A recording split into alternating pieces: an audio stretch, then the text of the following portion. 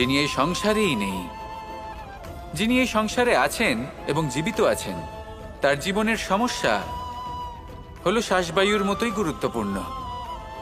আসুন আমার সাথে ভালোবেসে বলুন, রাধা রাধা। আমরা সবাই জীবনে সুখ লাভ করতে চাই। হ্যালো গাইস, অঞ্জলি ব্লগ ভিডিওতে তোমাদের সবাইকে স্বাগত।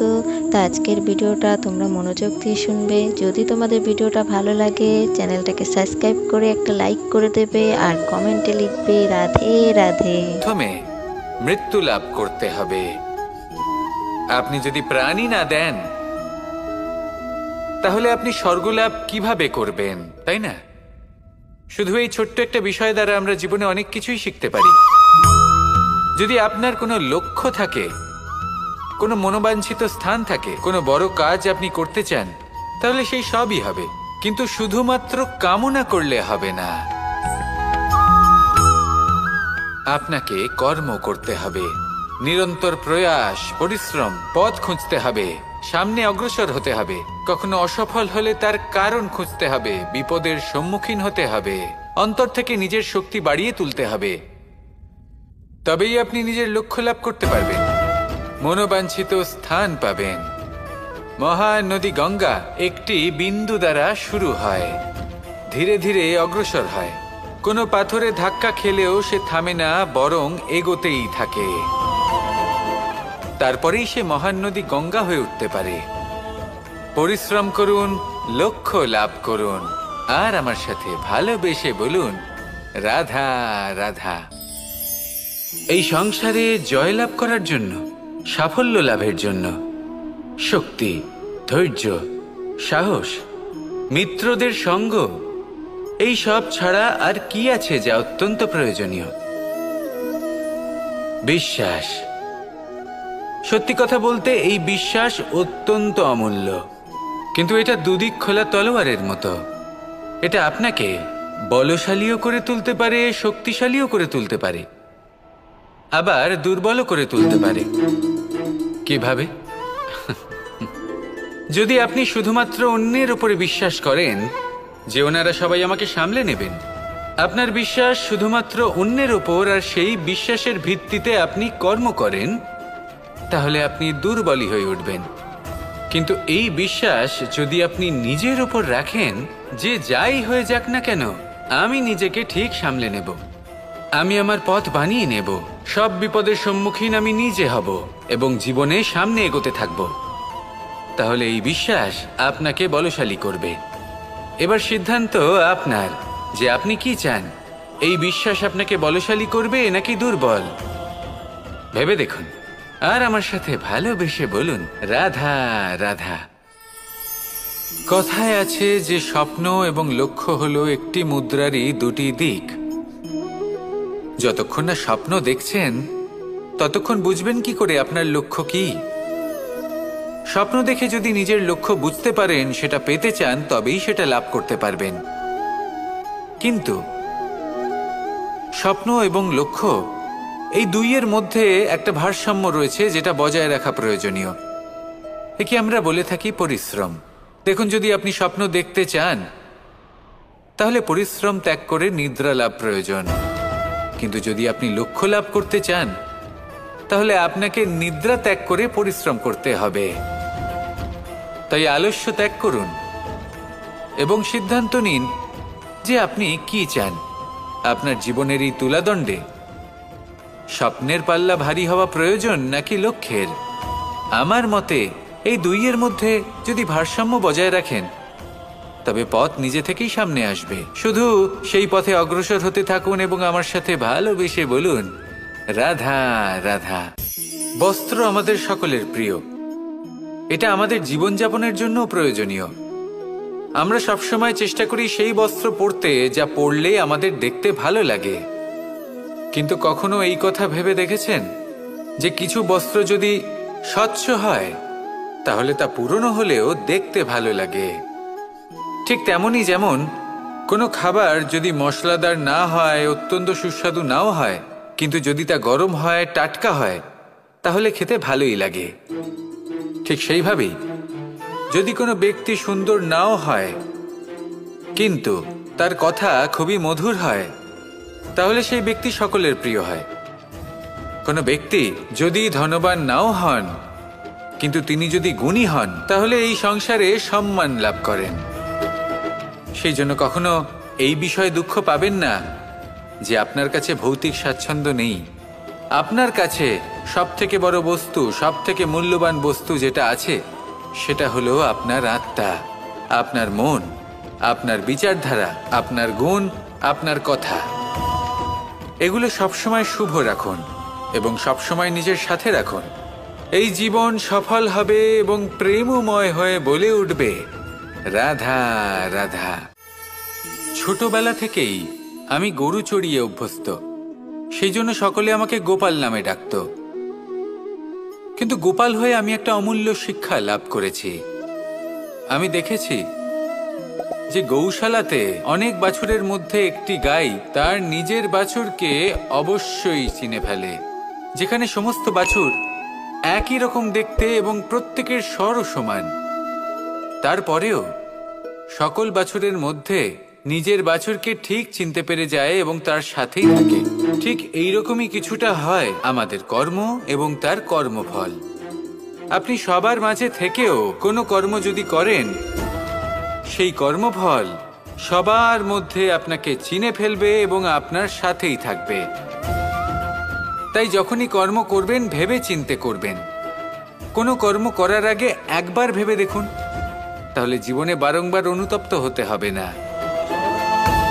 কারণ বিষয়টা কিছুটা এরকম যে এই সংসারে আপনি কাল, কর্মফল এবং সময়, এই তিনের হাত থেকে কখনো লুকোতে পারবেন না, কখনো পালাতেও পারবেন না। আসুন আমার সাথে ভালোবেসে বলুন, রাধা রাধা। জন্ম এবং মৃত্যু, একটি হলো জীবনের সূত্রপাত, আরেকটি জীবনের সমাপ্তি। এটা হলো একটি চক্র এবং প্রত্যেক চক্রের মতোই এটাও যেখান থেকে শুরু হয় সেখানে এসেই সমাপ্ত হয়। অর্থাৎ প্রত্যেক ব্যক্তি যারা জন্ম নিয়েছেন তার জন্মের সাথে এটা সুনিশ্চিত হয়ে যায় যে তার মৃত্যু হলো অবশ্যম্ভাবী। এই সংসারে এমন কিছুই নেই যা চিরকালের মতো থেকে যায়। এবার এটা আমরা সবাই জানি। আমাদের কাছে যে জীবনটা আছে, যেটা আমরা যাপন করতে পারি, সেই সময়কালে আমরা কি করতে পারি সেটা গুরুত্বপূর্ণ। এমন কিছু করুন যার ফলে মৃত্যুর পরেও আপনি অমর হয়ে থাকবেন। আমাদের কথা, আমাদের কর্ম এই সংসারে প্রেরণা প্রদান করতে পারে। আর যদি আমরা প্রেরণা নাও জোগাতে পারি, তাও এই সন্তোষ বোধ যেন থাকে যে আমরা আমাদের জীবন ব্যর্থ হতে দিইনি। এই জীবন যাপন করার ইচ্ছেতেই আমরা সময় ব্যর্থ করে দিই। আর এই জীবনকে যাপন করার সর্বশ্রেষ্ঠ উপায় হলো এটাই যে কখন আমাদের মৃত্যু হবে, কিভাবে আমাদের মৃত্যু হবে, এই চিন্তা ত্যাগ করে যেন আমরা বর্তমানে বেঁচে থাকি, আজকে বেঁচে থাকি, আজকে দাঁড়িয়ে কর্ম করি এবং আজ যে সংকট সামনে তার সম্মুখীন হই। ভবিষ্যতের পথ নিজে থেকেই উন্মুক্ত হবে। আপনার জীবনে অনেক বড় বড় বিপদরূপী পাথর আসবে। সেই পাথরগুলিকে এতটাই দুর্বল করে দিন যাতে সেই পথ আপনি অগ্রসর হওয়ার পরে আপনার পেছন পেছন যে সেই পথ দিয়ে আসবেন তিনিও যেন সহজেই পাথর চূর্ণ করে সামনে অগ্রসর হতে পারেন। মনে রাখবেন, আপনার প্রচেষ্টারও একটা মাহাত্ম্য আছে। যদি আপনি কোনো কেল্লার শিখরে পতাকা উত্তোলন নাও করতে পারেন, তাহলেও আপনার প্রচেষ্টার যে মাহাত্ম্য তা কখনো কমে যাবে না। সেই জন্য প্রচেষ্টা করতে থাকুন আর আমার সাথে ভালোবেসে বলুন, রাধা রাধা। মানুষের একটি সমস্যা আছে যে মানুষ সাফল্যকে মাপতে থাকেন, লক্ষ্যপ্রাপ্তিকে মাপতে থাকেন এবং তার তুলনা করতে থাকেন যে ও এত কিছু পেল আর আমি পেলাম না, ওর কাছে এত কিছু আছে কিন্তু আমার কাছে নেই। এই তুলনা করার জন্য ওনারা দুঃখী হয়ে পড়েন, নিরাশ হয়ে পড়েন। তাই আমি একটা প্রশ্ন করছি যে এটা কি উচিত? এই সংসারে আপনি কি নিয়ে তুলনা করবেন, যেখানে সূর্যদেব চন্দ্রমা দুজনেই আছেন, দুজনেই হলেন বিশেষ, দুজনেই নিজ নিজ সময়ে উদিত হন। এদের মধ্যে একজন না থাকলে তাহলে আমাদের জীবন কঠিন হয়ে পড়বে। ঠিক সেইভাবেই আপনি যদি একটা বড় রেখা অঙ্কন করেন তাহলে অন্য রেখাটি ছোট হয়ে পড়ে না, সে তেমনই থাকে যেমনটা সে ছিল। আপনার অস্তিত্ব কখনো ছোট বা বড় হতে পারে না, শুধু তুলনা করার জন্য আপনার এটা মনে হতে পারে। যদি আপনি যুদ্ধ করতে চান, আপনার তলোয়ারের প্রয়োজন পড়বে। যদি বস্ত্র তৈরি করতে চান, এত বড় তলোয়ার দিয়ে কিছুই হবে না, তখন প্রয়োজন পড়বে একটা ছোট্ট সূচের। তাই তুলনা করবেন না, না নিজেকে ছোট মনে করবেন, না অন্য কাউকে। সবার সাথে সহযোগিতা করুন, আর যদি তুলনা করতেই হয় নিজের সাথে করুন, যে কাল আমি কেমন ব্যক্তি ছিলাম, আজ কি তার থেকে শ্রেষ্ঠ হয়ে উঠতে পেরেছি। ভেবে দেখুন ভবিষ্যতে গিয়ে আপনি কতটা শ্রেষ্ঠ ব্যক্তি হতে পারেন। আসুন আমার সাথে ভালোবেসে বলুন, রাধা রাধা। মানুষ বলে থাকেন যে জীবনে সময়ের পূর্বে এবং ভাগ্যের থেকে বেশি কিছুই পাওয়া যায় না। এটা যার যার নিজের বক্তব্য। আমি বলবো এই সময় আসলে কি? এই সময় হলো যাতে যুগ যুগান্তর নিহিত আছে, যার মধ্যে দিন আছে, মাস আছে, বছর আছে, ঠিক কিনা? বাস্তবে আপনার কাছে সময় কতটা আছে যা আপনি সদ্ব্যবহার করতে পারেন? তখন থেকে আছে যখন থেকে আপনি নিজেকে বুঝতে শুরু করেন। ততক্ষণ আছে যতক্ষণ না আপনি এই সংসার ছেড়ে চলে যাচ্ছেন। শুধু এটুকু সময় আছে আপনার কাছে। আর যদি ভাগ্যের কথা বলা হয়, তাহলে ভাগ্য হলো সেই পরিস্থিতি যখন মানুষ নিজেকে সময়ের হাতে সমর্পণ করে দেন, তাকে ভাগ্য বলে। অর্থাৎ আপনি জীবনে পরিশ্রম করেছেন, বিপদের সম্মুখীন হয়েছেন, সামনে এগিয়ে গেছেন, কোথাও পৌঁছে গেছেন, এবং তখন আপনার মনে হলো যে ব্যাস এখানেই থেমে যাওয়া উচিত। তাহলে সেটাই হবে আপনার ভাগ্য। যদি ভাগ্যের কথা বলা হয়, তাহলে বলবো সত্যবানের ভাগ্যে মৃত্যু লেখা ছিল, কিন্তু সাবিত্রীর কর্ম তাকে পুনর্জীবিত করে তুলেছিল। অর্থাৎ এই ভাগ্য বদল করা সম্ভব কর্ম এবং পরিশ্রমের দ্বারা। ভেবে দেখুন, রাবণ মাতা সীতাকে হরণ করেছিল। যদি শ্রীরাম সেটাকে ভাগ্য বলে মেনে নিতেন, তাহলে কখনো ভাগ্য বিধাতা হয়ে উঠতে পারতেন না। ভাগ্য হলো একটা বাঁধন যেটাকে ভেঙে ফেলা অপবিত্র মনে করেন। সেখানেই যদি আমি উত্তর এবং দক্ষিণের কথা বলি, তাহলেও সেই একই ব্যাপার। উত্তর দিকে যদি আমরা কখনো যাত্রা করতে চাই, তাহলে আমরা নিঃসংকোচে কোনো ভাবনা চিন্তা ছাড়াই যাত্রা করতে পারি। সেখানেই দক্ষিণ দিকে যদি আমরা যাত্রা করতে চাই, তাহলে আমরা শুভ মুহূর্ত খুঁজি। কারণটা কি? কারণ উত্তর দিকে হিমালয় পর্বত আছে, যেখানে আমরা জড়িবুটি খুঁজে পাই, যেখান থেকে পবিত্র নদী প্রবাহিত হয়। সেখানেই দক্ষিণ দিকে আছে বিশাল নোনা জলের সাগর। এমন একটা স্থানও আছে যেখানে লঙ্কাপতি রাবণ থাকতেন। আর হয়তো এই সকল কর্মের কারণেই আমাদের দৃষ্টিভঙ্গি এমন হয়ে গেছে। তাই আপনার কর্ম সবসময় যথাসম্ভব শ্রেষ্ঠ রাখুন, কারণ আপনার কর্ম শুধু আপনার জন্যই নয়। আপনি যেখানে আছেন, আপনার কুল, আপনার স্থান, আপনার দিশা, এই সব কিছুর ওপর তার প্রভাব পড়বে। তাই সবসময় শুভ কর্ম করুন এবং আমার সাথে ভালোবেসে বলুন, রাধা রাধা। আমার কাছে যশোদা মা যেমন, আমার কাছে দেবকী মা যেমন, আমার কাছে ঠিক তেমনই হলেন গোমাতা। এবার ভেবে দেখার বিষয় হলো এটা, যে এই সংসারে অসংখ্য প্রাণী আছে। একজন গাইকে একজন মায়ের মর্যাদা কেন দেওয়া হয়? তাহলে এর অনেকগুলো কারণ আছে। এই গাই অর্থাৎ গোমাতা, এনারা হলেন অত্যন্ত শান্ত, শান্তি প্রিয়, কখনো কারোর কোনো ক্ষতি করতেই পারেন না। গোমাতা যে দুধ নিজের বাছুরকে পান করান, সেই দুধই আমাদেরও দেন। সেই দুধ পান করে আমরা শক্তি লাভ করি। এই দুধ থেকে আমরা মাখন, ঘি, পায়েস, এইসব সুস্বাদু খাবার লাভ করি। গোমাতার গোবর আমাদের জ্বালানি হিসেবে সাহায্য করে, যার ফলে খুব কম সংখ্যক কাঠ ব্যবহার করা যায় এবং বেশিরভাগ জঙ্গল সুরক্ষিত থাকে। গোমাতার গোমূত্র, সেটাও আমাদের কাছে লাভজনক। এর দ্বারা আমরা অনেক রোগ থেকে মুক্তি লাভ করতে পারি। গোমাতা যখন একটি বাছুরকে জন্ম দেন, তখন সেই বড় হয়ে আমাদের ক্ষেত কর্ষণ করে। সেই জন্য গাইকেও জীবনে মায়ের মর্যাদা দেবেন।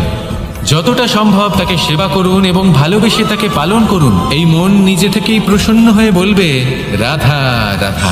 মাঝে মাঝে কিছু মুহূর্তের জন্য চোখ বন্ধ করে ধ্যানের বেদিতে বসে ধ্যান করতে চেষ্টা করুন, আর বোঝার চেষ্টা করুন যে আমরা সর্বপ্রথম কি দেখতে পাচ্ছি, কি অনুভব করছি।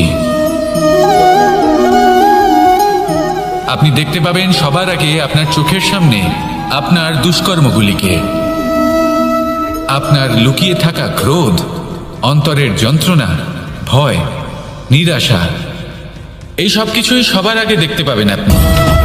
আর এই সব কিছুই আমাদের দুঃখের কারণ হয়ে ওঠে। এই সব কিছুর সারমর্ম কি?